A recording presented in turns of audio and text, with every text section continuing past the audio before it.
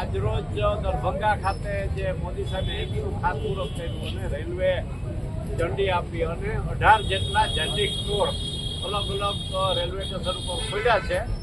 લોકોને સુવિધા મળે, ટ્રેનમાં મુસાફરી કરતા એને કોઈ જરૂરિયાત આવતા જતો એને દવા મળી શકે અને જન ઔષધિ છે જે અન્ય દવા કરતાં 80% સસ્તી છે. મોદી સાહેબનું લક્ષ્ય એ છે કે સમાજમાં સૌ તંદુરસ્ત રહે અને દેશ નાગરિકવાસીઓને પૂરેપૂરી સસ્તી, સારી અને ટકાઉ દવા મળે અને જેનાથી ગરીબ લોકોને એ દવા લેવાની શક્તિ મળે.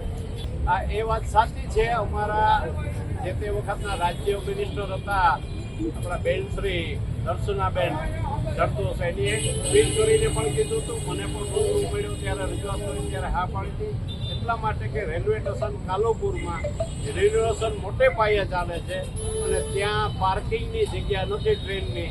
એટલા માટે રાજકોટ શિફ્ટ કરવાના હતા અને અમારી ડિમાન્ડ મુજબ 6 ટ્રેન આપવાના હતા. ઉપરાંત હરિદ્વારની જે રેગ્યુલર ટ્રેન છે જે વીકમાં એક વખત જાય છે રાજકોટથી, એને બદલે અમારી ડિમાન્ડ એ હતી કે એ ટ્રેન અમને ડેઇલી મળે. મેં ટકોર એ કરી છે, હમણાં એમને કીધું કે તમારી પાસે જે કંઈ પેન્ડિંગ હોય એની લિસ્ટ અને જે વિગત મને આપો. મારું સત્ર ચાલુ થાય છે તો અમે અશ્વિની વૈષ્ણવજીને રૂબરૂ મળીને એના માટે રજૂઆત કરીએ. તમારી રજૂઆત હોય, અમારી સાથે હોય તો ઝડપથી સૌરાષ્ટ્રને જે વિકાસ સૌરાષ્ટ્રનો થઈ રહ્યો એમાં ટ્રેન છે મારા ધ્યાન મુજબ થોડી ઓછી છે અથવા તો ઇલેક્ટ્રિફિકેશન થઈ ગયું છે અને એ આઇડલ જે ટ્રેક હોય તો ત્યાં ચાલુ થાય તો નેશનલ હાઈવે ઉપર તો થોડું ભારણ ઘટે અને લોકોને સસ્તી મુસાફરી રેલવેમાં મળે, એ હેતુ છે અને એના માટે મારો પ્રયત્ન સતત ચાલુ છે. ભારત સરકાર દ્વારા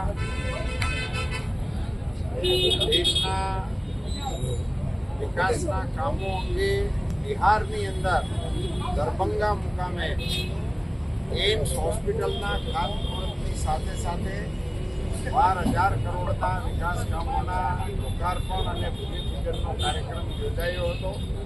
આ મહત્વકાંક્ષી કાર્યક્રમની સાથે સાથે એક ખૂબ જ અગત્યનો કાર્યક્રમ જન ઔષધિ કેન્દ્રનો રેલવે સ્ટેશનોની સાથે રેલવેના પ્લેટફોર્મ ઉપર જન ઔષધિ કેન્દ્રોની પ્રસ્થાપના કરવા માટેનો એક સુંદર આયોજન થયું છે. આજે દેશભરમાં વિવિધ રેલવે સ્ટેશનોની અંદર 18 જેટલા જન ઔષધિ કેન્દ્રોનો આજથી શુભારંભ થઈ રહ્યો છે.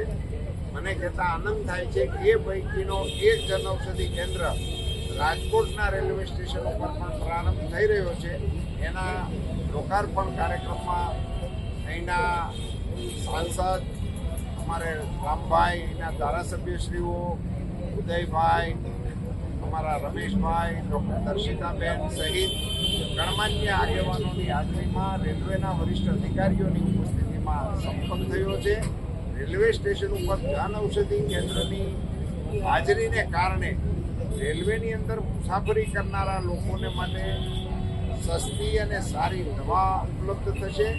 ઉપરાંત આ સ્ટોરની જન ઔષધિ કેન્દ્રની લાભ રાજકોટના નાગરિકો માટે પણ ઉપલબ્ધ છે. રેલવે સ્ટેશન ઉપર જન ઔષધિ કેન્દ્રનું હોવું, એક નવા જન ઔષધિ કેન્દ્રનું નવું સરનામું રાજકોટવાસીઓને રેલવેના આ કાર્યક્રમ મારફત મળ્યું છે. ધન્યવાદ.